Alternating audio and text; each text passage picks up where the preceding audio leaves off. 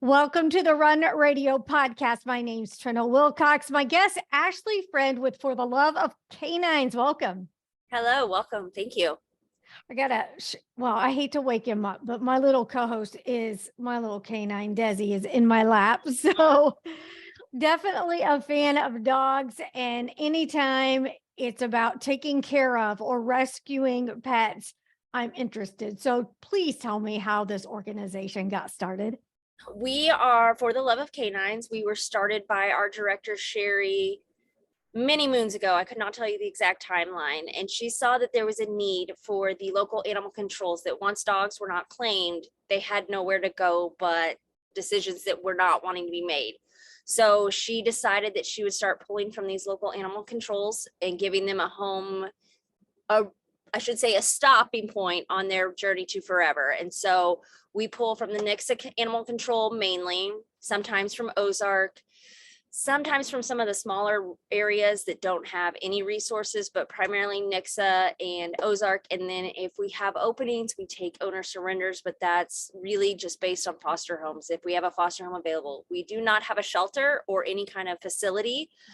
We do have a couple boarding spots, I should say, at a couple local vet offices, but those are very few and far between, especially if holidays are coming up or anything like that. So really, we're just a foster-based rescue pulling from local animal controls, or we were huge in the Branson Chihuahua dump, if anyone remembers that story.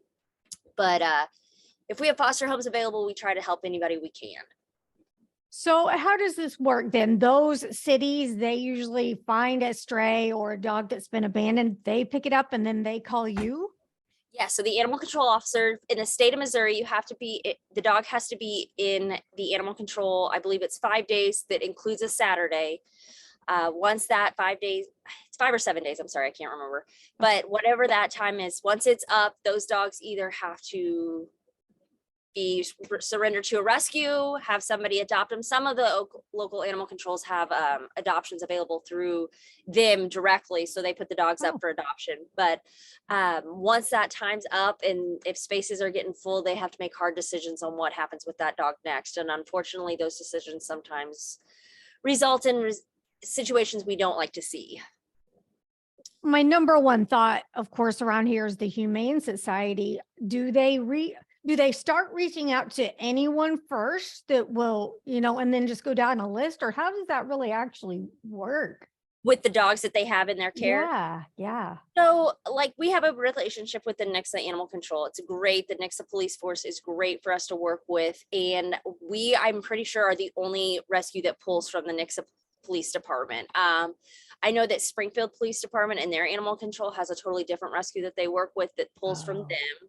Okay. The Humane Society is pretty good about networking on their own, and they are ones that they have their own adoption facilities. So they have, once the dogs pass their stray hold, then they actually do their own thing, and they don't have to have a rescue step up per se. Okay. But some of the animal controls here are not equipped for that necessarily. I think there's one or two that does have public adoptions, but a lot of them rely solely on rescues to pull from them and then take them into their care. And once their dog's in a rescue's care, they allow the rescue takes that dog in, they feed it, they home it, they bathe it, they vaccinate it. Some need spay neuters, some need dental work, some need all kinds of testing. Unfortunately, we've had some heartworm positive dogs, so they have to go through heartworm treatment, anything and everything that gets that dog ready to adopt. So sometimes when people are adopting that $150 dog, they see that adoption fee and they say, whoa, why? And my personal dog just went through a dental work, and it was over $350. So if a rescue had to do a $350 dental and they're only getting $150 for that dog, they're not making money. I can promise you that. Yeah. So it's really important for the surrounding smaller communities in our area to be having something like this, a rescue, because I know, if I remember right, like the city of Battlefield, they don't have any sort of rescue in place. So a lot of times dogs are just left wandering around and who knows what happens.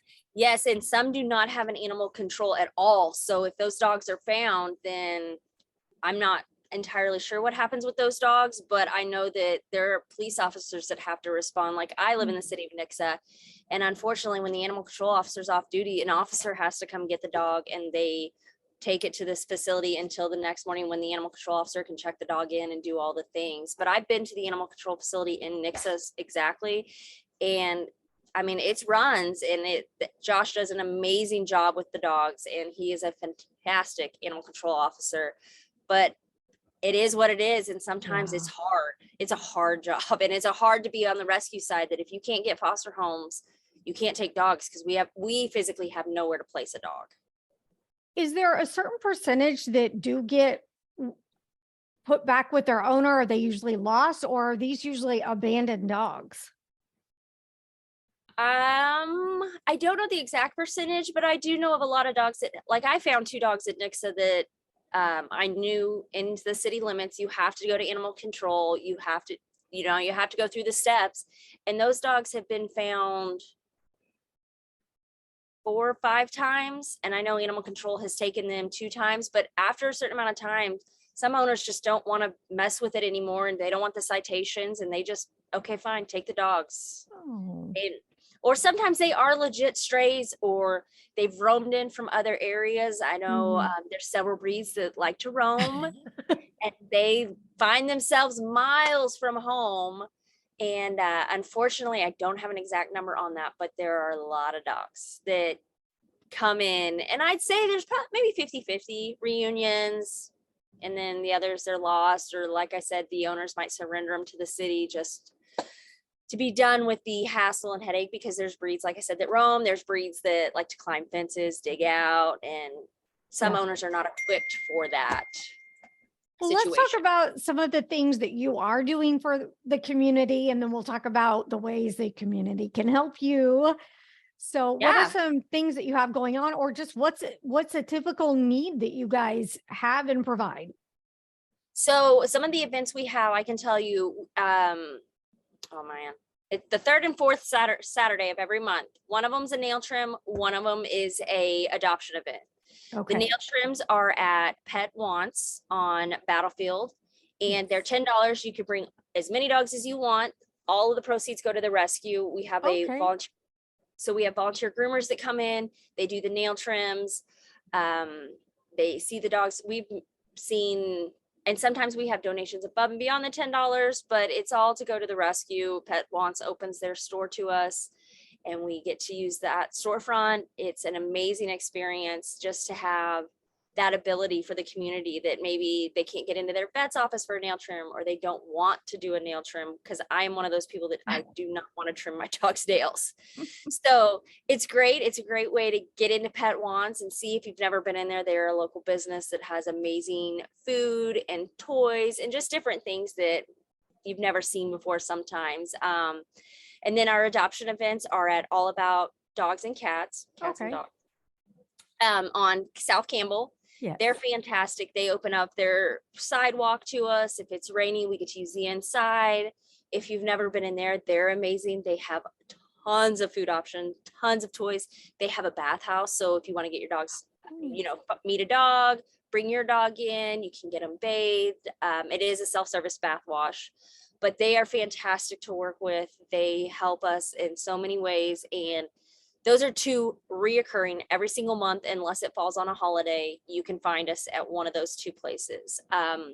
This summer, we do have a paddle party coming up. Okay. The paddle party is on June 3rd, and it's at Nixa Christian Church, which is near the Big Whiskey's in Nixa. Okay, yeah. Yeah, so it's right over there, Domino's, Big Whiskey's. It's a $20 admission. That gets you 2 paddles, a drink, dessert, and dinner, a drink, a non-alcoholic beverage, and then admission to the thing, and you get 2 paddles. It's going to be a fun time. We have 16, I believe, vendors right now, 20 silent auction baskets. We've got Black Sheep's the food that'll be coming in. Black Sheep is a local business that has been amazing for us to work with. They partner with us on a lot of things. So you can look at all of our events and see maybe the food truck will be there, but the church has opened up their side room for us. And that church has also been an amazing partner with us. They've allowed us to have our garage sales there. So this summer we'll have our garage sale. Lots of fun things going on. Neat. And people can keep track of those events on your Facebook page. Yes. Our Okay. Facebook page, you can go there and click on the events, and it'll show you day by day. We try not to post too soon because then people forget about it, but Yeah. you can see what's happening. You can see past events so that you can see kind of what we've done, what we're doing. Last summer we did a Cardinals game at the Springfield Cardinals. We've done all kinds of fun stuff that just people can get involved. The number one need we have is foster homes. Okay. Yes. Tell us about that. Foster homes, they are fantastic for the dogs. If we don't have a foster home, we can't take in a dog. So we have some people that take in, 3 or 4 fosters because they don't have any personals. Unfortunately, people like me who have 4 personal dogs, I can't take in more than 1 at a time. And so foster homes are amazing, and big dog fosters. I am a big dog foster. I love the big ones. My biggest is 105 pounds.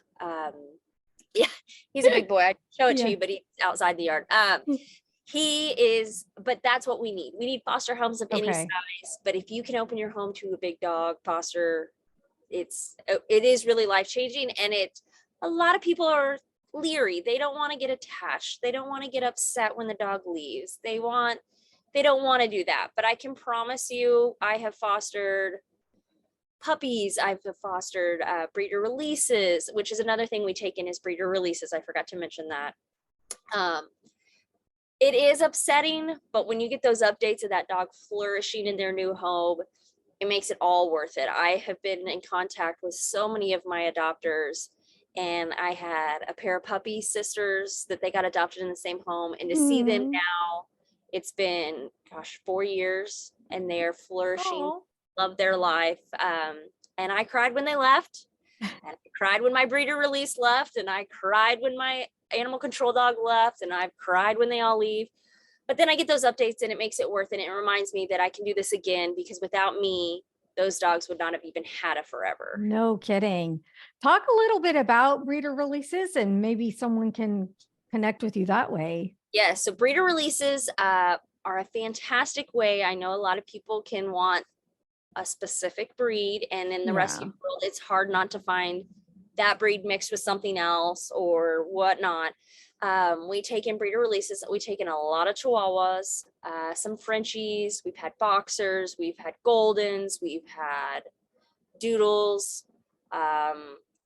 All kinds. There's tons of breeder releases. Okay. But what happens is a breeder either deems a puppy as it's not fit to continue on with its given task, or they're retiring them from breeding. And as heartbreaking as it is, it gives that dog a second chance on life. So my mom foster failed 2 breeder release Chihuahuas, and watching them go from being terrified of the grass to now you can't get them in off of the grass. Yeah. It's amazing. Or watching them be scared to death of my mom, and now they love her and they want to be right next to her all the time.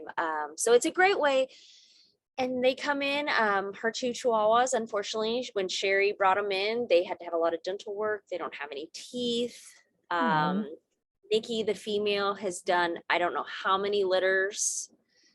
Smokey, the male, I don't know if they were together in that sense back, but they came from the same breeder. He's a little Spitfire, and they both have come out of their shells, and they are fantastic dogs. But those breeder releases are they're a special breed because they are so timid. They are so shy. They don't understand what it is like to be a dog. They struggle with connecting sometimes, but like my breeder release boxer that I had in my house, she did not like me. She was terrified of me. She was terrified of my husband, but that's because these dogs live their life in a crate, big enough for them to turn around in the state of Missouri, and that's it. So they don't understand what life is like. And then she bonded really well with my boxer mix that I have, and they were best friends.